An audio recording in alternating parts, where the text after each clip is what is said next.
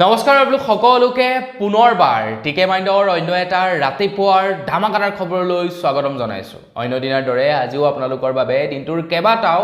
গুৰুত্বপূৰ্ণ খবৰ লৈ আহিছো। ভিডিঅ'টো প্ৰথমৰ পৰা শেষলৈকে চাই থাকিব। আজি খবৰকেইটা দিয়াৰ আগতে আপোনালোক সকলোকে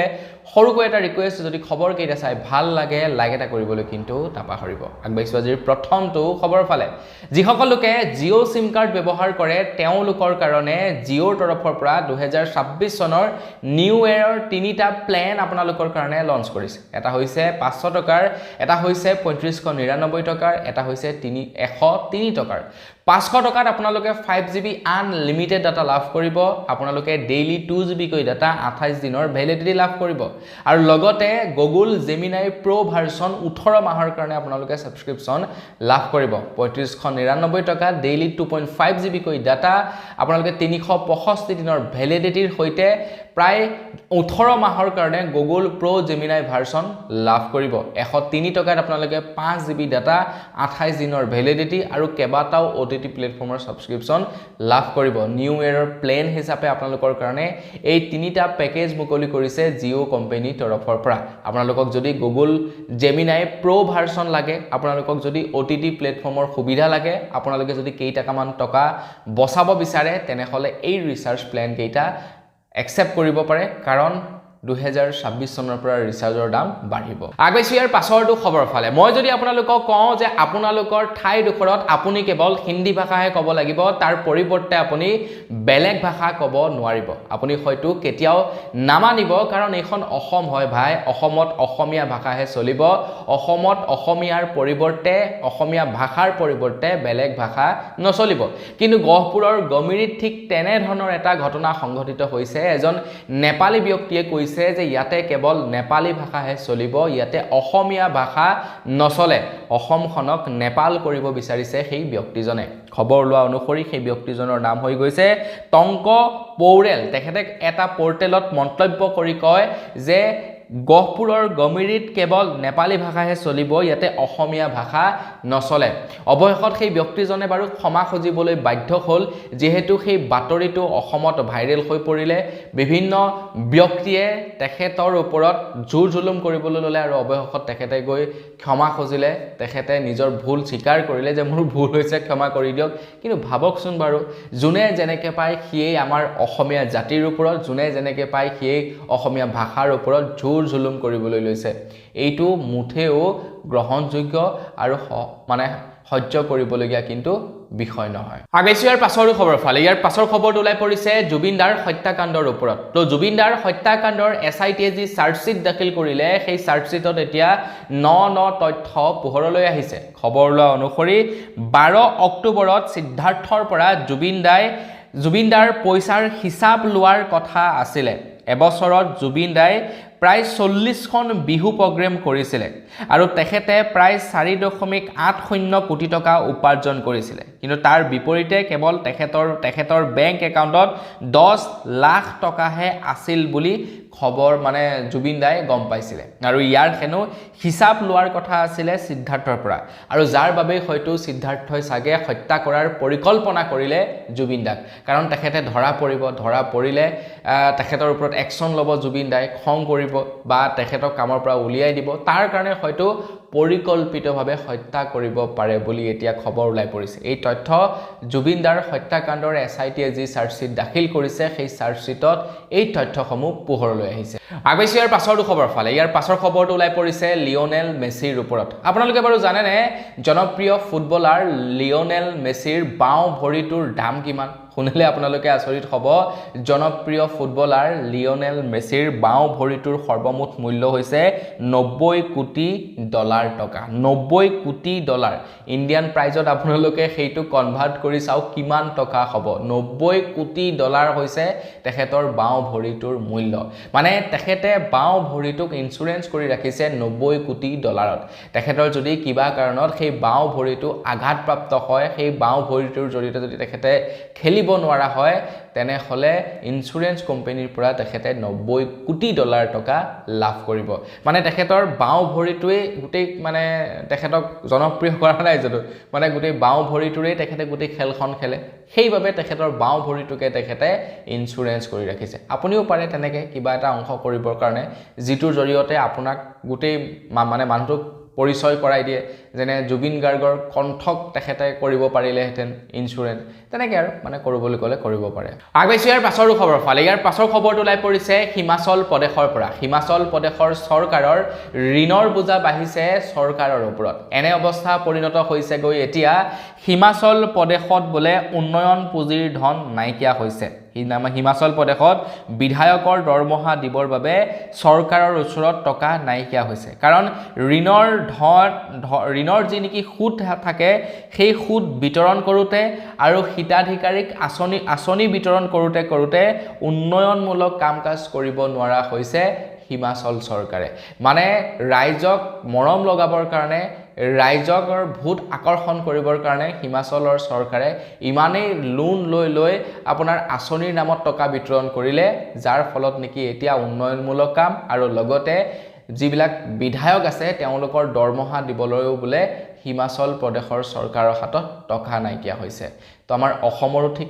একেই অৱস্থা হ'বগে নি বাৰু সময়ত গৈ আগৈছোঁ ইয়াৰ পাছৰটো খবৰ ফালে ভাৰতৰ প্ৰত্যেকখন ৰাজ্যতে বৰ্তমান সময়ত SIR হৈ আছে অৰ্থাৎ ভোটাৰ পুনৰ নিৰীক্ষণ হৈ আছে সেই সময়তে যোগী আদিত্যনাথে কৈছে যে SIRৰ জৰিয়তে উত্তৰ প্ৰদেশত প্ৰায় 4 কোটি ভোটাৰৰ নাম ভোটাৰ তালিকাৰ পৰা কৰ্তন যাব বুলি কৈছে তেখেতে কৈছে সেইসকল মানুহ হৈছে বিজেপিৰ সমৰ্থক মানে বৰ্তমান সময়ত কংগ্ৰেছ পাৰ্টি বা বিৰোধী পাৰ্টিয়ে কৈ আছে যে SIRৰ জৰিয়তে যিসকল লোকৰ নাম ভোটাৰ তালিকাত সোমাব নালাগে তেওঁলোকৰ নাম সোমোৱাইছে আৰু যিসকল নেকি বিৰোধীৰ সমৰ্থক তেওঁলোকৰ নাম ভোটাৰ তালিকাৰ পৰা কৰ্তন কৰিছে আৰু তাৰে মানে উদাহৰণ দিবলৈ গৈ যোগী আদিত্যনাথে কৈছে যে SIR কেতিয়াও মানে ভুলকৈ হোৱা নাই শুদ্ধ প্ৰক্ৰিয়াৰ দ্বাৰা হৈছে কাৰণ প্ৰায় 4 কোটি মানুহৰ নাম কৰ্তন যাব এতিয়া উত্তৰ প্ৰদেশত কাৰণ তেওঁলোক বিজেপিৰ সমৰ্থক তাৰ পাছতো তেওঁলোকৰ নাম কৰ্তন যাব মানে সেই 4 কোটি মানুহ ভুৱা তেওঁলোকৰ নাম ভুৱাকৈ ভোটাৰ তালিকাত সোমাই আছিল কাৰণ ভুৱা সকলকে ভোটাৰ তালিকাৰ পৰা নাম কৰ্তন কৰিব বেলেগবিলাককটো নকৰে এতিয়া যোগী আদিত্যনাথে কেনেকৈ জিকিছিলে উত্তৰ প্ৰদেশত এইটো কিন্তু ভাবিবলগীয়া কথা হৈ পৰিছে আগৈছোঁ ইয়াৰ পাছৰটো খবৰ ফালে আমাৰ বিদ্যালয়সমূহৰ পাঠ্যপুথিত এতিয়া অসমৰ বুৰঞ্জী আৰু অসমৰ ভূগোল এই সাবজেক্টটো বাধ্যতামূলক কৰিছে অসম চৰকাৰৰ ফালৰ পৰা সিদ্ধান্ত লৈছে ষষ্ঠ সপ্তম আৰু অষ্টম শ্ৰেণীৰ শিক্ষাৰ্থীসকলৰ বাবে অসমৰ বুৰঞ্জী আৰু অসমৰ ভূগোল এই দুটা বিষয় এতিয়া বাধ্যতামূলক কৰিছে যাতে নৱপ্ৰজন্মই অসমৰ বুৰঞ্জীৰ কথা অসমৰ ভূগোলৰ কথা যাতে জানিব পাৰে তো তাৰ কাৰণে বাধ্যতামূলক কৰিছে যেনেকৈ নেকি আসামিজ ইংলিছ বাধ্যতামূলক সাবজেক্ট মানে কম্পালসৰি সাবজেক্ট ঠিক তেনেকৈ অসমৰ বুৰঞ্জী আৰু অসমৰ ভূগোল এই দুটা বিষয় এতিয়া কম্পালসৰি কৰিছে অসমৰ পাঠ্যপুথিসমূহত আগৈছোঁ ইয়াৰ পাছৰটো খবৰ ফালে ইয়াৰ পাছৰ খবৰটো ওলাই পৰিছে বিহাৰৰ পৰা বিহাৰৰ নীতিশ কুমাৰৰ ওপৰত ওলাইছে ইয়াৰ পাছৰ খবৰটো তো নীতিশ কুমাৰে যোৱাকালি এনেকুৱা এটা ঘটনা সংঘটিত কৰিলে যাক লৈ এতিয়া নীতিশ কুমাৰক গোটেই ভাৰতবাসীয়ে মানে সমালোচনা কৰি আছে নীতিশ কুমাৰে যোৱাকালি নিযুক্তি পত্ৰ বিতৰণ কৰিছিলে নিযুক্তি পত্ৰ বিতৰণ কৰি থকাৰ সময়ত এগৰাকী মুছলমান মহিলাই বুৰখা পৰিধান কৰি নিযুক্তি পত্ৰ ল'বলৈ আহিছিল আৰু তেনে সময়তে নীতিশ কুমাৰে সেই মুছলমান মহিলাগৰাকীৰ বুৰখাখন মানে খুলি দিয়ে মানে মুখত যি তেখেতলোকে মাৰি ৰাখে বুৰখাৰ এটা অংশ তো সেইখিনি মানে টানি খুলি দিয়ে ইয়াক লৈ এতিয়া চৰ্চা হৈ আছে নীতিশ কুমাৰক এতিয়া সামাজিক মাধ্যমত ট্ৰোল কৰি আছে ট্ৰোল নহয় এক প্ৰকাৰ তেখেতে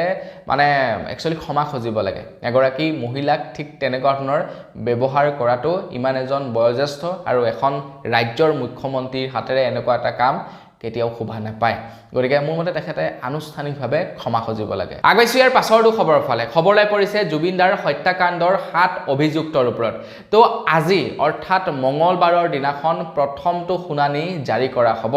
আৰু সেই শুনানি গুৱাহাটী উচ্চ ন্যায়ালয়ত হ'ব কিন্তু গুৱাহাটী উচ্চ ন্যায়ালয়ত আজি 7 অভিযুক্তক হাজিৰ কৰোৱাৰ কথা আছিল কিন্তু তেওঁলোকৰ প্ৰাণৰ প্ৰতি লক্ষ্য ৰাখি সেই 7 অভিযুক্তক আজি হাজিৰ কৰোৱা নহয় ভিডিঅ' কনফাৰেন্সৰ জৰিয়তে তেওঁলোকৰ সৈতে বাৰ্তালাপ কৰা হ'ব বুলি জনাইছে বাৰ্তালাপ বুলি নহয় আৰু মানে তেওঁলোকক যেহেতু ফিজিক্যালি হাজিৰ কৰোৱাব নোৱাৰে কাৰণ তেওঁলোকক কোনে কি কৰি দিয়ে ঠিক নাই তো আনি থকাৰ অৱস্থাত কৰিমগঞ্জত কি হৈছিল আপোনালোকে নিজে দেখা পাইছিলে গতিকে তাৰ পাছতো আনিবৰ কাৰণে অকনমান ভয় হৈ পৰিছে তো সেই কাৰণে তেওঁলোকক জেলতে ৰাখিব তেওঁলোকক ভিডিঅ' কনফাৰেন্সৰ জৰিয়তে হাজিৰ কৰোৱা হ'ব ন্যায়াধীশৰ ওচৰত আগবেছি ইয়াৰ পাছৰটো খবৰ ফালে ইয়াৰ পাছৰ খবৰটো ওলাইছে চামকানু মহন্তৰ পত্নীৰ ওপৰত চামকানু মহন্তৰ পত্নীয়ে যোৱাকালি সিজেএম কোৰ্টত হাজিৰ হয় সিজেএম কোৰ্টত হাজিৰ হৈ তেখেতে আহ্বান জনায় যে তেখেতৰ হাজবেণ্ডক যাতে গুৱাহাটী হাই কোৰ্টত হেণ্ডকাপ লগাই হাজিৰ নকৰায় তেখেতে কৈছে যে মোৰ হাজবেণ্ড দোষী সাব্যস্ত এতিয়ালৈকে হোৱা নাই তো তেখেতৰ সন্মানৰ কথা আছে তেখেতৰ সন্মানৰ প্ৰতি লক্ষ্য ৰাখি যাতে তেখেতক হেণ্ডকাপ লগাই গুৱাহাটী উচ্চ ন্যায়ালয়ত হাজিৰ নকৰুৱাই তাৰ কাৰণে আহ্বান জনাবলৈ যোৱাকালি তেখেতে সিজেএম কোৰ্টত হাজিৰ হৈছিলে সাবৰে বা ইমান এটা ডাঙৰ ঘটনা কৰি দিলে এতিয়াও মানে মৰম চেনে যোৱা নাই মানিব লাগিব কিন্তু দেই আগবাইছো ইয়াৰ পাছৰটো খবৰ ফালে 2025 চনত জুবিন গাৰ্গৰ নামটো আটাইতকৈ বেছি গুগলত সাৰ্চ কৰা নাম হিচাপে পৰিগণিত হৈছে মানে আটাইতকৈ বেছি সাৰ্চ কৰা কিৱৰ্ড হিচাপে 2025 চনত পৰিগণিত হৈছে জুবিন দাৰ নামটো জুবিন দাই যোৱাৰ পাছতো কেইবাটাও ৰেকৰ্ড গঢ়ি থৈ গৈছে তেখেতে জীৱিতত হৈ থকাৰ অৱস্থাতো বহুত ৰেকৰ্ডছ কৰিছে যিবিলাক নেকি কোনো ধৰণৰ মানে কিছুমান ৰেকৰ্ড আছে অনলাইন ৰেকৰ্ড আছে যিবিলাকৰ নেকি ৰেকৰ্ড আছে কিছুমান এনেকুৱা ৰেকৰ্ড আছে যিবিলাকৰ কোনো তেখেতে ৰেকৰ্ড ৰাখি থৈ যোৱা নাই কিন্তু তাৰ পাছতো তেখেতৰ মৃত্যু হোৱাৰ পাছত এতিয়া তেখেতৰ প্ৰত্যেকটো মানে তেখেতৰ নামতেই ৰেকৰ্ড হৈ গৈছে বুলি ক'ব পাৰি 2025 চনত তেখেতৰ নামটো আটাইতকৈ বেছি গুগলত সাৰ্চ কৰিছে আগবাইছো ইয়াৰ পাছৰটো খবৰ ফালে ইয়াৰ পাছৰ খবৰটো ওলাই পৰিছে মৰিগাঁৱৰ পৰা মৰিগাঁৱত যোৱাকালি এগৰাকী নাবালিকৰ সৈতে এজন যুৱকে কুকৰ্ম কৰে সেই যুৱকজনক অন্য এজন যুৱকেও সহায় কৰিছে মানে দুজন যুৱকে মিলি এগৰাকী নাবালিকাক কুকৰ্ম কৰে সেই যুৱতীগৰাকীয়ে চিঞৰ-বাখৰ কৰাত ওচৰৰ ৰাইজে দেখা পালে আৰু দেখা পাই যুৱতীগৰাকীক উদ্ধাৰ কৰিবলৈ সক্ষম হয় এতিয়া স্থানীয় ৰাইজৰ সহযোগত সেই যুৱক কেইজনৰ ওপৰত এফআইআৰ ৰুজু কৰা হৈছে তো মানে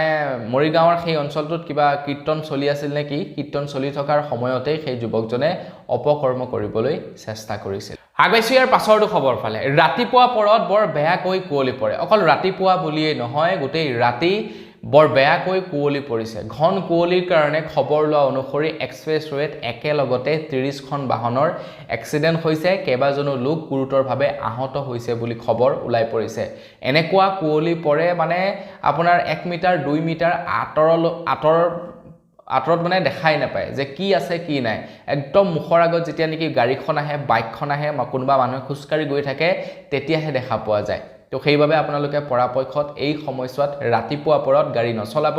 বেছি ৰাতি আপোনালোকে গাড়ী নচলাব দিনত গাড়ী চলাওক সেফ ড্ৰাইভ কৰক কাৰণ ৰাতি ট্ৰাক বিলাকো আহি থাকে আৰু ট্ৰাক বিলাক মানে বৰ অভাৰ স্পীডত আহে তো তাৰ কাৰণে কি হৈ যায় অকনমান দিগদাৰ হৈ পৰে আৰু কিছুমান ট্ৰাকৰটো ব্ৰেক লাইটো নাথাকে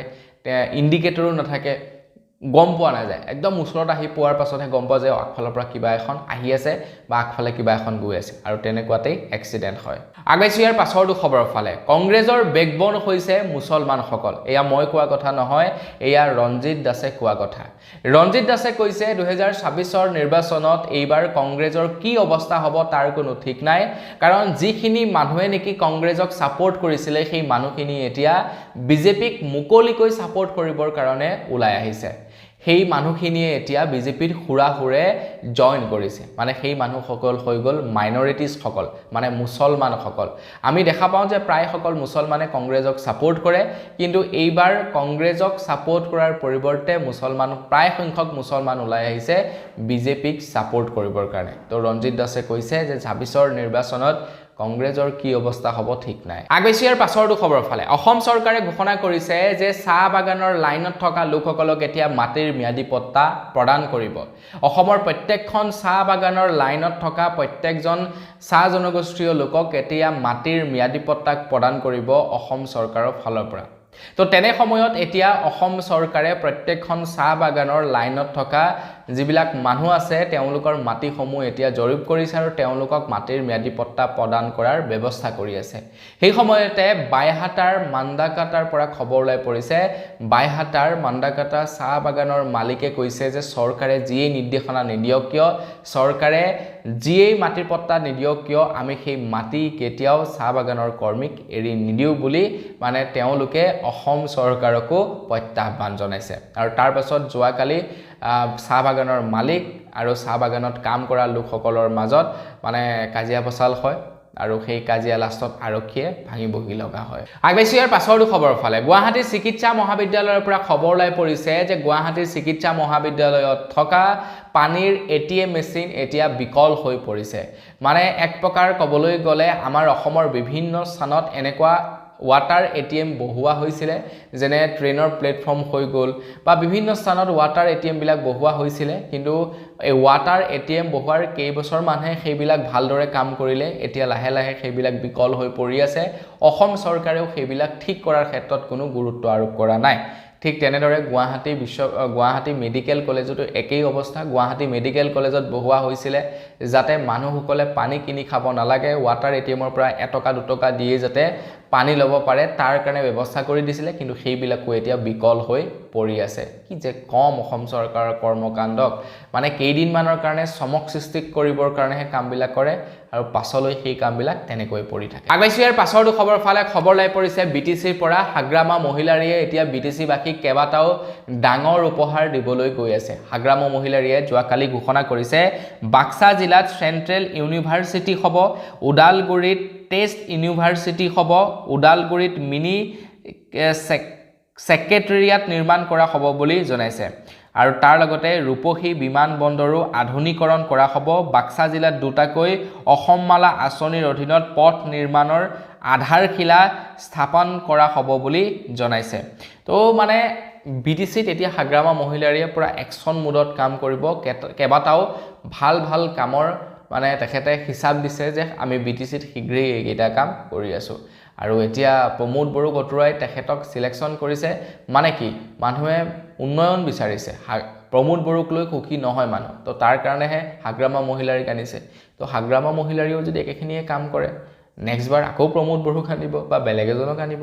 আগবাইছো ইয়াৰ পাছৰটো খবৰ ফালে ইয়াৰ পাছৰ খবৰটো ওলাই পৰিছে নলবাৰীৰ পৰা নলবাৰীবাসীৰ কাৰণে এটা বিৰাটেই ভাল খবৰ ওলাইছে অসম চৰকাৰে নলবাৰীবাসীক খুব সোনকালেই দিবলৈ গৈ আছে এটা নতুন জিলা আয়ুক্ত খবৰ লোৱা অনুসৰি নলবাৰীত 9 মহলীয়া এটা জিলা আয়ুক্ত নিৰ্মাণ কৰি থকা হৈছে খুব সোনকালে সেই জিলা আয়ুক্তৰ মুকলি কৰা হ'ব বুলি জনায় মন্ত্ৰী জয়ন্ত মল্ল বৰুৱাৰ প্ৰচেষ্টাত প্ৰায় 42 কোটি টকা ব্যয় সাপেক্ষে নিৰ্মাণ কাৰ্য ইতিমধ্যে চলি আছে নলবাৰীত জিলা আয়ুক্তৰ তো নলবাৰীৰ পৰা যদি কোনোবা ভিডিওটো চাই আছে লাইক এটা কৰিবলৈ নাপাহৰিব আগবাইছো একেবাৰে শেষৰ খবৰটোৰ ফালে একেবাৰে শেষৰ খবৰটো ওলাইছে জুবিনদাৰ ওপৰত তো জুবিনদাৰ হত্যাকাণ্ডৰ ওপৰত এতিয়া চাৰ্জশ্বিট দাখিল কৰা হৈছে ন তথ্য প্ৰকাশ পাইছে জুবিনদাৰ হত্যাকাণ্ডৰ ওপৰত এটা শেহতীয়াকৈ খবৰ লোৱা অনুসৰি জুবিনদাক গোটেই ৰাতি বোলে মদ্যপান কৰোৱা হৈছিল আৰু মদ্যপান কৰাবৰ বাবে দায়িত্ব অৰ্পণ কৰা হৈছিল অমৃত প্ৰভাই গোটেই ৰাতি মদ্যপান কৰোৱালে ৰাতিপুৱা তেনেকৈ জুবিনদাক ইয়টৰ পাৰ্টিলৈ লৈ যোৱা হ'ল মানে কি হয় মানুহে যেতিয়া মদ খাই নিচা হৈ থাকে তেতিয়া জিটি কাম কৰি দিয়ে ন এনেও আপোনালোকে জুবিনদাক হয়তো দেখা পাইছেই যেতিয়া জুবিনদাই মানে অকণমান খাই মেলি থাকে তেতিয়া ষ্টেজত শুই যায় কেতিয়াবা গান নোগোৱাকৈ গুচি যায় মানুহ মানে অকণমান মানে কি হয় হেই হৈ থাকে ন তেখেতৰ মানে মদ খোৱাৰ লগে লগে প্ৰত্যেকজন ব্যক্তি অকণমান আউট অফ কণ্ট্ৰল হৈ থাকে তো মানে ইমানেই মদ খোৱালে যাতে তেখেতৰ ওপৰত কণ্ট্ৰল হেৰুৱাই দিয়ে যিকোনো কাম কৰে আৰু সেইটোৱে হ'লগে আৰু লাষ্টত মদ খাই তেখেতক উৎসাহিত কৰিলে নামিবৰ কাৰণে তেখেতৰ মানে ঘটনা সংঘটিত হোৱাৰ পাছতো ৭৫ মিনিট পাৰতে পৰি থাকিলে চিকিৎসাৰ ব্যৱস্থা নকৰিলে মানে এইবিলাক একোটা পৰিকল্পিত ঘটনা আছিল আগতীয়াকৈ তো সিংগাপুৰত যাতে নি আমি মানে একদম নীৰৱে তেখেতক মাৰিব পাৰো তো এই বস্তুবিলাক এতিয়া চাৰ্জশ্বিটত প্ৰকাশ পাইছে আৰু ইয়াৰ ওপৰতে এতিয়া তদন্তও হ'ব তো বন্ধু বান্ধৱীসকল বস আজি ভিডিও জনাবলগীয়া খবৰ ইমানেই আছিলে খবৰকেইটা জানি কেনে পালে কমেণ্ট ছেকশ্যনত জনাব যদি ভাল লাগিলে লাইক এটা কৰি থৈ যাব চেনেল যদি ছাবস্ক্ৰাইব কৰা ছাবস্ক্ৰাইবটো কৰি ল'ব পুনৰ এটা লগ পোৱাৰ ভিডিও মাগিছোঁ ধন্যবাদ জয় অসম